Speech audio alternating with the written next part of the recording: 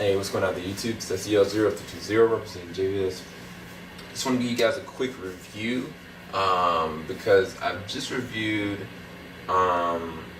issue number 2 for Dark Knight's Metal, which was actually really good. I gave it a 10 out of 10. I was really surprised that it was a back-to-back like smash hit. And so you got these tie-ins to Dark Knight Metal that started, I guess, last week with the Teen Titans number 12. And so I just finished reading that. I got the regular cover and then a variant. I always read the variant and I keep the regular cover, so it's not like altered or anything happened to it. But I gotta say, this was actually really good. And I haven't even read any of the Teen Titans information, but it's like the comics themselves are not just like, okay, this is a one-shot. Like, this is going off of the progression of how the Teen Titans function to now this catastrophic event that's happened in Gotham with the mountain just kind of being there, this maze around it. And not just that, like the opening to this is probably one of the darkest I've seen out of some comics in a long time, because you get to see who is the Batman that is, I guess, the man that laughs, or I can't remember what his acronym is, but the interest of him with his little like Robin minions, and like him talking about the nymph metal and what he's able to do basically with his cards, that a person can be able to manipulate whatever facet of reality you want.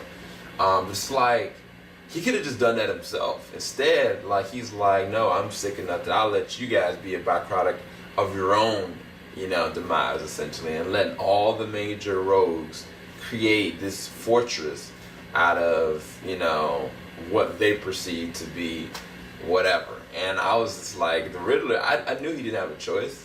As soon as he kind of approached him, he's like, I'm not here to kill you like I did in my world. Like, I want you to kind of like help me, essentially.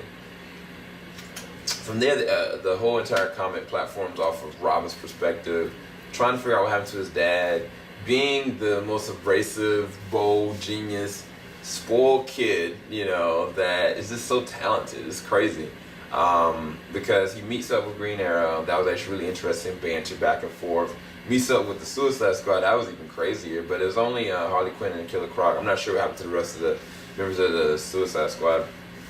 And then at the very end, like, I was kind of just like, what's going to happen? Because it seemed to me that Robin was definitely going to need help, but he doesn't accept it. And even with the Teen Titans there, he was like leading them there, and then he was like, well, I got to go and do this on my own.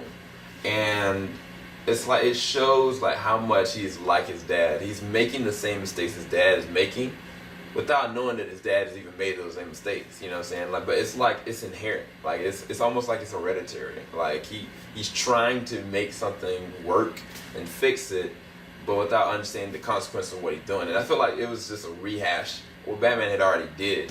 But at the same time, like, he also shows progressively how different Damian really is. And so I think this is a really good Damian story. But at the same time, like, I'm really curious where this is gonna go, because the story is platforming on this interesting plateau. Because it's like at the end when they meet back up with Nightwing, it's like, what does this mean? Like, how they're gonna progress through this, to be quite honest with you. So I'm actually really enthralled into the story. So I'm curious to see from Gotham Resistance Part 1 what they're going to do with Part 2. I do have Part 2. I picked that up earlier today. So I'll definitely try to check that out. And hopefully y'all enjoy my review of it. And I guess I'll talk to you guys later. I give this episode, I almost said episode. I give this issue actually a 9 out of 10. I think it was actually really well formed. The beginning was just so strong and dark. This is more so like just the beginning stages of where this is going to progress. But for it to be a tie-in, it's actually a really intriguing story. So I'm actually seeing where this is going to go. So I'll talk to you guys later. Keep it locked. JVS, man. Stop. Have a good night, guys.